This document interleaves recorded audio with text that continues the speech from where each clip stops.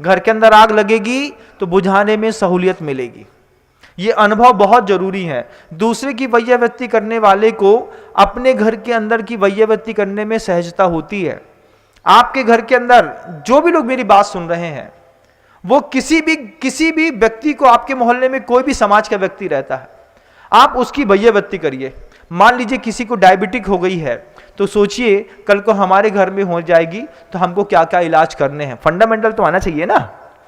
किसी का डायलिसिस हो रहा है, लीवर खराब हो गया है, एक बार पूछिए तो कि रात में जब 12 बजे उठ करके अचानक पानी पी करके सोता रहा, लीवर ने काम करना बंद कर दिया। यही साहब महानुभाव थे, शराब में डूबे रहते थे, टीचर चाइस और क्या क्या पीछे थे, और 5-5, 7-7 हजार रुपए की बटल पीते थे। आज एक हलक से 2 बूंद पानी गुटकना मुश्किल हो रहा है। उनकी भी वैयावृत्ति करके आइएगा। जब आपका बच्चा बहुत तेज गाड़ी चलाता है तो फिर पिता और माँ की जरूरत पड़ जाती है इस बात को लेकर के। जब आपने अपने बच्चे को रेसर बाइक दे दी है, हाँ रे महाराज जी मान नहीं रहा था, बुलेट ला के देनी पड़ी, मान नहीं रहा था, वो रेसिंग वाली बाइक देनी पड़ी। घर के अंदर बुलेट है तो एक बार एक्सीडेंटल बॉडीज को देकर के हॉस्पिटल में चले आइए कि जो घटना दूसरे के लड़के के साथ घटी है, ये लड़का घटना जो है कल को अगर हमारे बच्चे के साथ घटी तो डॉक्टर कौन सा अच्छा है, इलाज कहाँ का अच्छा है, कहाँ पर जाकर के हमको सहूलियत से कम पैसे में काम हो जाएगा। इतना तो करिएगा। महाराज कुछ आगामी आने वाले दुख के लिए सचेत कर रहा हूं। किस बात के लिए सचेत कर रहा हूं कि अगर आप दुख के लिए सचेत ना हुए, अगर आपने कर्म भूमि में रहते हुए कर्म तो कर रहे हो, आज फल सामने वाले के घर में निकला है, कल एक आम का पेड़ आपके घर में भी तो लगेगा, एक बबूल का पेड़ आपके घर के अंदर भी तो लगेगा, कांटा कभी आपके घर के अंदर भी तो होगा। कभी आपकी वो जो सुशील सभ्य स्त्री है जो रोज पूजा करती है, गुरुओं को आहार दान देती है, लेकिन जब उसको आप अनियमित होटलों में ले जाकर के भोजन कराते हैं, क्या मिला करके खिला रहा है, पिला रहा है, कुछ पता तो है नहीं। जब पता ही नहीं है कुछ, अंदर जाने वाली हर चीज की जानकारी होना चाहिए। अगर अंदर जाने वाली, मुख के अंदर जाने वाली किसी भी चीज की जानकारी नहीं है और आपने ले लिया है, तो अगर इसकी जानकारी नहीं है तो फिर हॉस्पिटल की बहुत अच्छी जानकारी होना चाहिए। कौन सा हॉस्पिटल अच्छा है क्योंकि हम रात में खाते हैं, कौन सा हॉस्पिटल अच्छा है क्योंकि हम रोज बाजार का खाते हैं, कौन सा हॉस्पिटल अच्छा है। अभी किसी ने कहा महाराज जी बच्ची की तबीयत खराब हो गई, हमने पूछा क्या हो गया, बोले फूड पॉइजनिंग हो गई है, कुछ रिएक्शन हो गया खाने पीने की गड़बड़ी के कारण। बारिश का महीने है, 4 महीने हैं बंधुओं, पूरी धरती विषाक्त हो जाती है। जंगलों में जो जंगली पेड़ लगे होते हैं जो विषाक्त होते हैं, उसके ऊपर जब बारिश का पानी गिरता है तो गिरे हुए पानी के प्रभाव से पूरा पानी दूषित होकर के मिट्टी से होते हुए आपके घरों तक के पानियों तक में आ जाता है। तो इस बारिश के मौसम में तो विशेष सहूलियत, विशेष मतलब सुविधा देखनी चाहिए कि हम कभी भी किसी भी प्रकार से बाहर की वस्तुओं का भोग और उपभोग न करें। तीर्थ यात्रा क्षेत्रों में भी जाएं तो क्षेत्रों में भी क्षेत्र की भोजनशाला में भोजन करना फिर भी उपयुक्त है, लेकिन बाहर के ढाबे में खाएंगे, अब ढाबा वाला दाल के बहाने में आपके जीवन में कौन सा बवाल मचाने वाला है आपको तो पता ही नहीं है। और साधु का काम है चेतना देने का।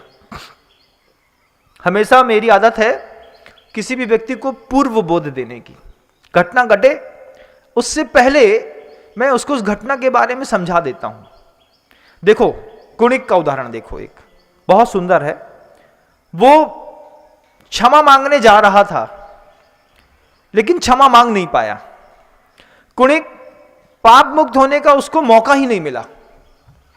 जब उसकी मां ने, चेलना ने उसको समझाया कि बेटा जब तुम छोटे से बचपन में बीमार थे तो तुम्हारे पिता ने, तुम्हारे उंगली में फोड़ा हो गया था, उंगली का फोड़ा बहुत दर्द देता था, इतना दर्द देता था तुम रात भर रोते थे, लेकिन जब किसी इलाज से ठीक नहीं हुआ तो पापा ने, तुम्हारे पिता ने मुख के अंदर पूरा फोड़ा रख लिया और फोड़ा रख करके जीभ से लेकर के धीरे धीरे मुंह से चूसा।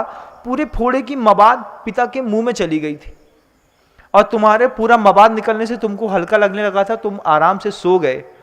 उसमें से थोड़ा सा ठसका लगा तो फोड़े की मवाद थोड़ी सी पिता के गले के अंदर चली गई और कुछ पिताजी ने थूक दी। इतना प्रेम करते थे तुम्हारे पिता तुमसे। जब कुणिक को पता चला, कुणिक वही कुणिक है जो रोज 50 फटके महाराज श्रेणिक को अपने हाथ से खुद मारता था। पिता पुत्र को, पुत्र पिता को मारता था। उस जमाने में, जिस जमाने में तीर्थंकर का साक्षात दर्शन किया हो किसी ने, उस जमाने में, जिस जमाने में उनकी देशना सुन करके वे अपने आप को धन्य धन्य करते हो, उनके सामने रह करके उन्होंने तीर्थंकर कर्ण प्रकृति बांधी हो, उनके परिवार के घर के अंदर का सगा भी जब घर का सगा नहीं हुआ, कितना खला होगा वो रिश्ता पिता पुत्र का। महाराज कुणिक का, महाराज शैणिक का कुणिक के साथ आप देखिएगा कि रिश्ते कितने खलते हैं घर के अंदर, कि जब पुत्र पिता को मारता है, कभी खलते हैं रिश्ते जब पुत्र पिता को मारता है, पिता भी पुत्र को मारता है ना बंधु। आप लोगों ने भी तो कितनी बार मारा है पुत्रों को। घर के अंदर की जब संतानें थी, हमें नहीं चाहिए, हमें नहीं चाहिए, किसी ने 10 दिन बड़े होंगे 10 दिन के अबॉर्शन करा दिया, किसी ने 20 दिन का, किसी ने 50 दिन का। अब उसी का बदला निकलता है, कर्म किया है तो कर्म का फल भी निकलेगा। आज हमने डीएनसी करा दी है, कल कोई हमारी डीएनसी करने के लिए हमारा लड़का हमारे घर के अंदर पैदा होगा, फिर वो धीरे से कहेगा सुनो कि जितनी पूरी प्रॉपर्टी है ना, जितने तुम्हारी कमाई है, इसमें हमारा हक है। आप लड़ेंगे, जे हमाव है, बोले एक धक्का मार है तो इतने से नीचे गिरो, हड्डी पसली दिखाई ना दे है। पड़ोसी के पास जाकर के, महाराज के पास आकर के रोते हैं। रो रहा था अभी परसों एक सज्जन, बोले हमारे बच्चे ने महाराज जी हमसे ऐसा कहा कि हम धक्का मारेंगे तो मिट्टी दिखाई देगी सीधे। हमने कहा तुम्हारे सगे पुत्र ने? बोले महाराज हम ही ने पैदा किया था, मारना चाहता है। हमने कहा तुमने भी कभी किसी भाव में उसको मारने की कोशिश करी होगी या फिर मार ही दिया होगा, तो फिर बच के रहना, सावधान, मार्ग खतरनाक है। जजनीन दोस्तों, अगर आपको मेरी वीडियो अच्छी लगती है तो प्लीज़ मेरे चैनल को लाइक, शेयर, सब्सक्राइब करिए और इसी तरह से अपना प्यार देते रहिए। धन्यवाद।